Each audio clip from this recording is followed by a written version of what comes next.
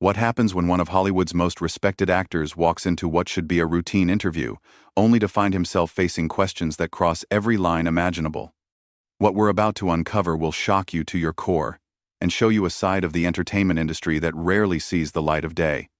Before we dive in, make sure to hit that subscribe button and drop a comment below because this story is unlike anything you've heard before. The studio lights were blazing hot as Tamron Hall adjusted her notes one final time.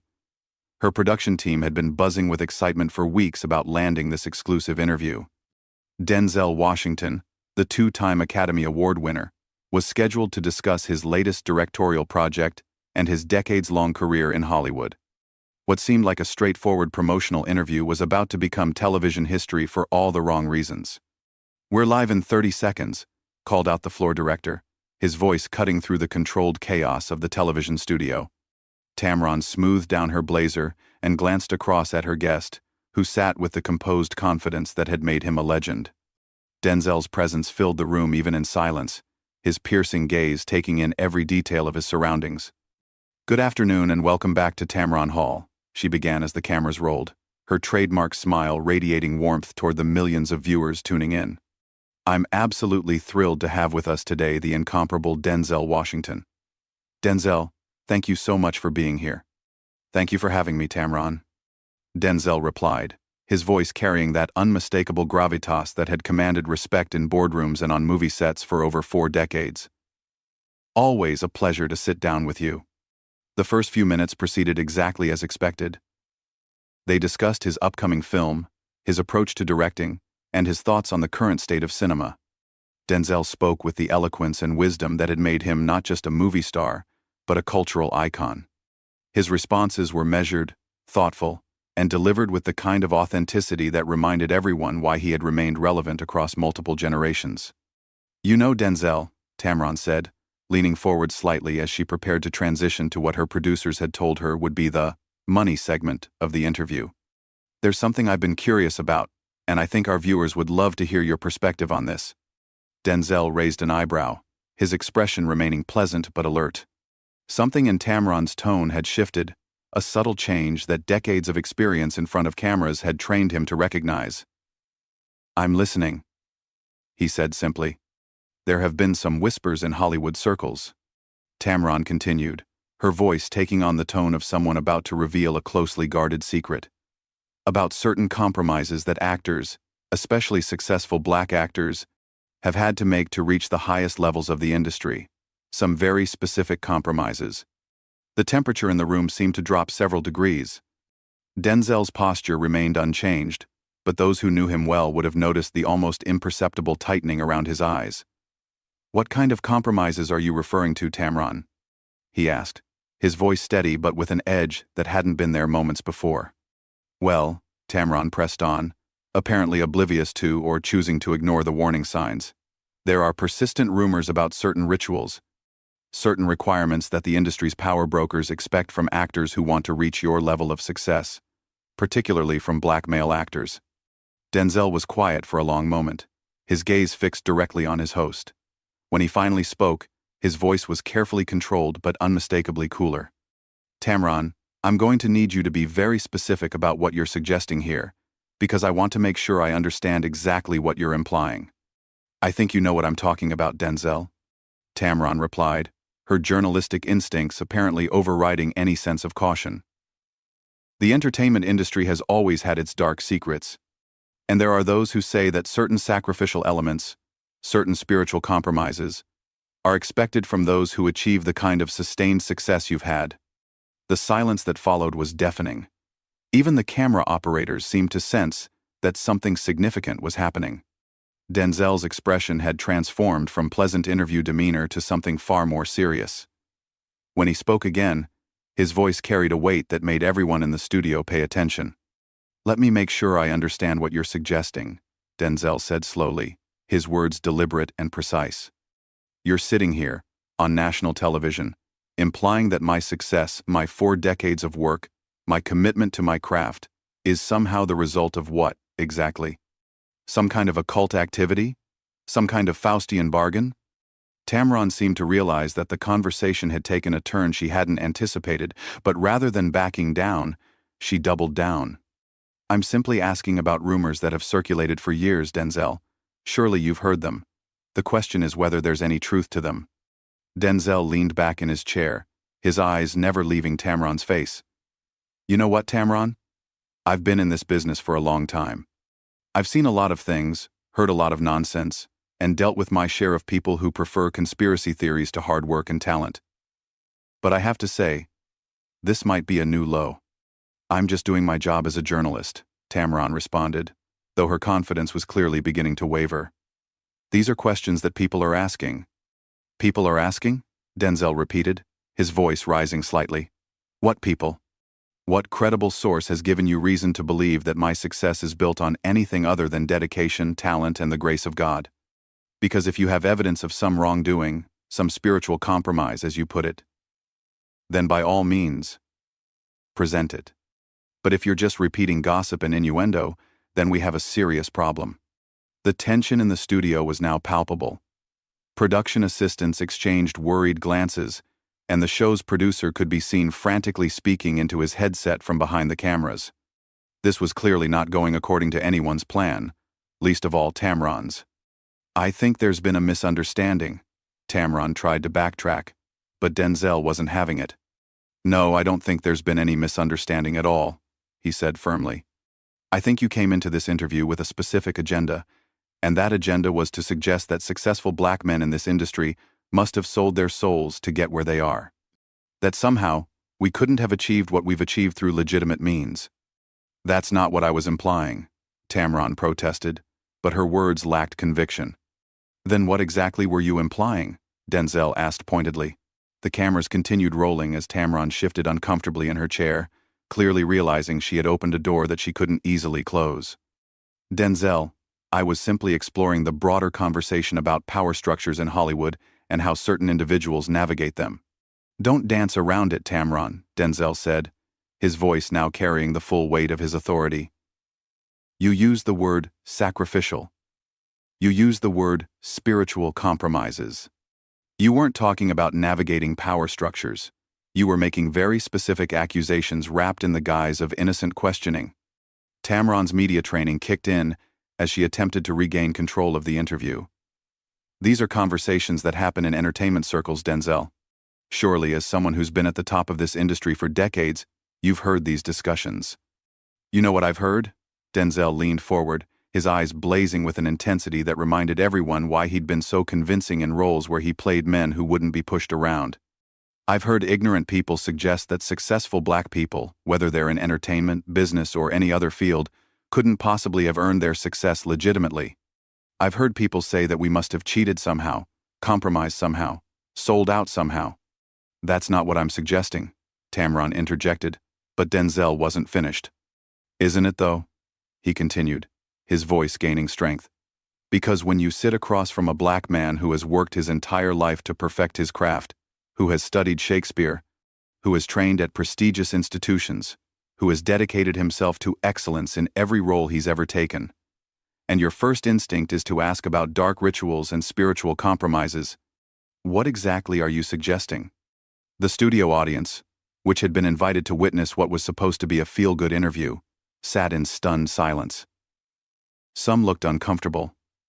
Others appeared fascinated by the unexpected turn of events. The producers were now openly panicking, with several of them huddled together behind the cameras, clearly debating whether to cut to commercial.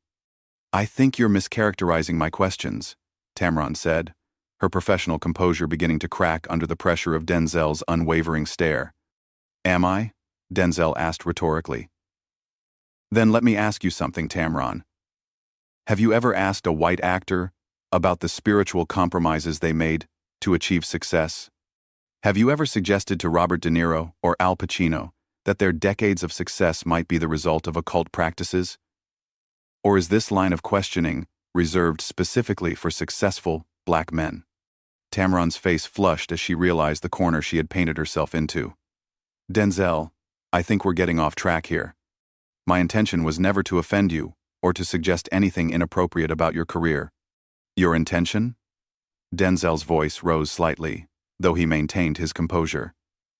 Your intention was to get ratings by perpetuating harmful stereotypes and conspiracy theories. Your intention was to suggest that a black man couldn't possibly achieve what I've achieved through talent, hard work, and dedication alone. That is absolutely not true, Tamron protested, but her voice lacked the conviction it had carried earlier in the interview. Then explain to me, in clear terms, what you meant when you asked about sacrificial elements and spiritual compromises, Denzel demanded. Because from where I'm sitting, it sounds like you're suggesting that successful black people are somehow in league with dark forces. It sounds like you're promoting the same kind of thinking that has been used to diminish and delegitimize black achievement for centuries.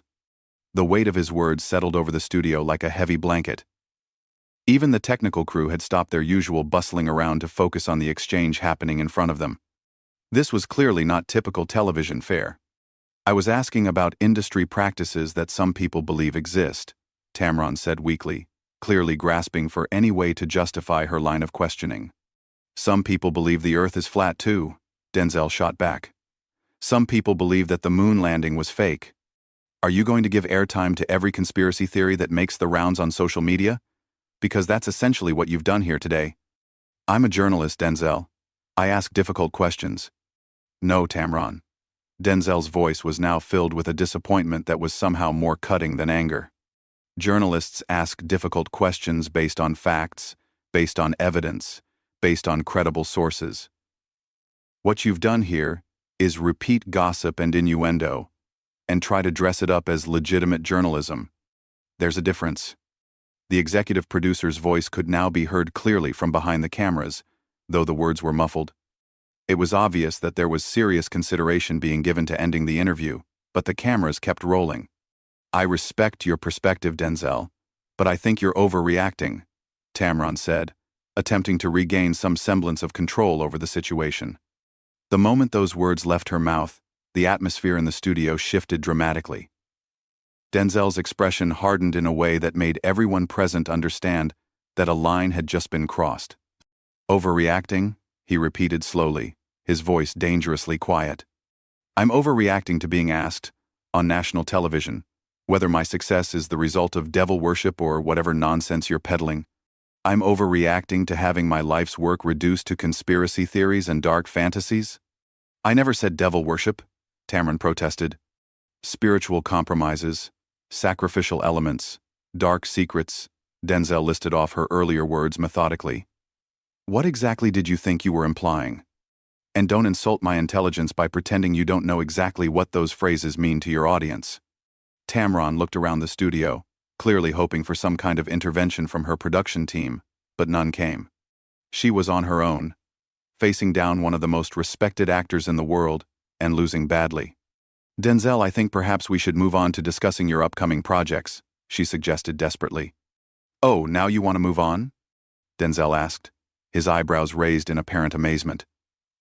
After dropping these accusations, you just want to pretend it never happened and talk about my movies? That's not how this works. They weren't accusations, they were questions. Questions based on what? What research did you do? What sources did you consult? What evidence do you have that would justify asking such questions? Denzel's training as an actor was evident in how he controlled his voice, projecting authority without shouting, commanding attention through presence rather than volume. Tamron's silence was answer enough, and everyone in the studio knew it. That's what I thought, Denzel said quietly. You don't have any evidence because there isn't any evidence. You're just repeating internet conspiracy theories and hoping they'll generate clicks and views. The silence stretched on for what felt like an eternity before Tamron made one final attempt to salvage the interview. Denzel, I understand you're upset, but these are conversations that happen in Hollywood circles. I'm simply bringing them to light. Bringing them to light? Denzel's voice was incredulous. You're not bringing anything to light, Tamron. You're spreading poison. You're perpetuating the kind of destructive nonsense that has been used to tear down successful black people for generations. I think that's an unfair characterization, Tamron replied, though her voice betrayed her growing desperation. Is it? Denzel stood up from his chair, his imposing presence filling the studio space. Let me tell you what's unfair, Tamron. What's unfair is sitting across from someone who has dedicated their entire life to their craft and suggesting that their success is somehow illegitimate. What's unfair is using your platform to spread conspiracy theories instead of celebrating excellence. The cameras captured every moment as Denzel began removing his wireless microphone, his movements deliberate and purposeful. The production team was now in full crisis mode, with multiple people speaking frantically into their headsets. "Denzel, please, let's continue the conversation," Tamron pleaded, realizing that her exclusive interview was about to become a public relations nightmare. "The conversation?" Denzel paused in his microphone removal to look directly at her. "What conversation, Tamron? The one where you accuse me of making deals with dark forces? The one where you suggest that a black man couldn't possibly achieve success through legitimate means? That conversation?" "I never made any accusations," Tamron insisted, but her words rang hollow in the charged atmosphere of the studio. "You know what you did," Denzel said firmly. "And more importantly, everyone watching knows what you did. You took conspiracy theories from the darkest corners of the internet and tried to legitimize them by asking them as questions on national television."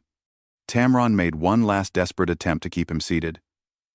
"Denzel, please understand that my role as a journalist requires me to ask challenging questions." Denzel stopped removing his microphone and turned to face her fully, his expression a mixture of disappointment and righteous anger. "Don't you dare hide behind journalism, Tamron. Real journalists ask challenging questions based on facts, based on evidence, based on credible sources. What you did here today was not journalism. It was character assassination disguised as curiosity." "That's not fair," Tamron protested weakly. "Fair?" Denzel's voice rose for the first time during the entire exchange. "You want to talk about fair? Is it fair that I have to sit here and defend my life's work against baseless conspiracy theories? Is it fair that successful black people are constantly subjected to suggestions that we must have cheated or compromised or sold our souls to achieve what we've achieved?" The studio audience was completely silent, many of them clearly uncomfortable with witnessing what was supposed to be a promotional interview turn into such a heated confrontation. The magnitude of what was happening was not lost on anyone present. "Denzel, I think there's been a misunderstanding." Tamron tried once more, but her words carried no conviction. "The only misunderstanding here," Denzel said as he successfully removed his microphone and placed it on the small table between them, "was my assumption that you would conduct this interview with the same professionalism and respect that I've experienced throughout my career. That was clearly my mistake." "Please don't leave," Tamron said, her professional facade finally cracking completely. "We can move past this and talk about your projects." Denzel looked at her for a long moment, his expression softening slightly, but his resolve remaining firm. "Tamron, let me explain something to you. When you invite someone onto your show and then ambush them with conspiracy theories and innuendo, you don't get to just move past it. When you suggest that a person's life's work is somehow illegitimate, you don't get to pretend it never happened." "I wasn't suggesting your work is illegitimate," Tamron said desperately. "Then what were you suggesting?" Denzel asked pointedly. "Because when you ask about sacrificial elements and spiritual compromises, you're not asking about my acting technique or my directorial choices. You're asking whether I've made some kind of deal with dark forces to achieve success. Do you understand how insulting that is?"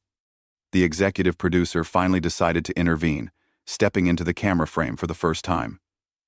"Mr. Washington, perhaps we could take a quick break and discuss this privately." Denzel turned to look at the producer, his expression making it clear that there would be no discussion. "There's nothing to discuss. This interview is over." "Denzel, please." Tamron made one final plea. "I apologize if my questions came across the wrong way. That wasn't my intention." "Your intention?" Denzel shook his head slowly. "Your intention was clear from the moment you started asking about dark secrets and spiritual compromises. You wanted to create controversy, you wanted to generate buzz, and you thought you could do it at my expense." "That's not true," Tamron insisted, but everyone in the studio could see that she had lost this battle completely. "You know what is true?" Denzel asked as he prepared to leave. "The truth is that I've worked for over 4 decades to earn the respect I have in this industry. I've studied, I've trained, I've dedicated myself to excellence in every role I've ever taken. I've tried to be a positive example, not just as an actor but as a man, as a father, as a member of my community." His voice carried a weight that made everyone in the studio hang on every word. And you want to reduce all of that to conspiracy theories and dark fantasies. You want to suggest that somehow, a black man couldn't possibly achieve what I've achieved through talent and hard work alone. Denzel, please. Tamron tried one more time, but he was already walking away from the interview area. I've heard enough, he said without turning around. I came here to talk about my work, my craft, my passion for storytelling. Instead, I was subjected to the kind of ignorant speculation that I thought we had moved beyond. As Denzel reached the edge of the studio set, he turned back one final time to address not just Tamron, but the cameras that were still rolling. To anyone watching this, let me be clear. Success in this industry, or any industry, comes from hard work, dedication, talent, and sometimes a little bit of luck. It doesn't come from dark rituals or spiritual compromises or any of the other nonsense that gets spread around by people who would rather believe in conspiracies than acknowledge excellence. With that, Denzel Washington walked off the set of Tamron Hall's show, leaving behind a stunned host, a panicked production team, and what would surely become one of the most talked-about television moments of the year. The cameras finally stopped rolling. But the damage was already done. The interview that was supposed to be a routine promotional appearance had instead become a master class in how quickly things can go wrong when preparation meets poor judgment. What did you think of Denzel's handling of this situation? Was he right to walk off, or should he have stayed to finish the interview? Drop your thoughts in the comments below, and don't forget to subscribe for more incredible stories from the world of entertainment that you won't hear anywhere else.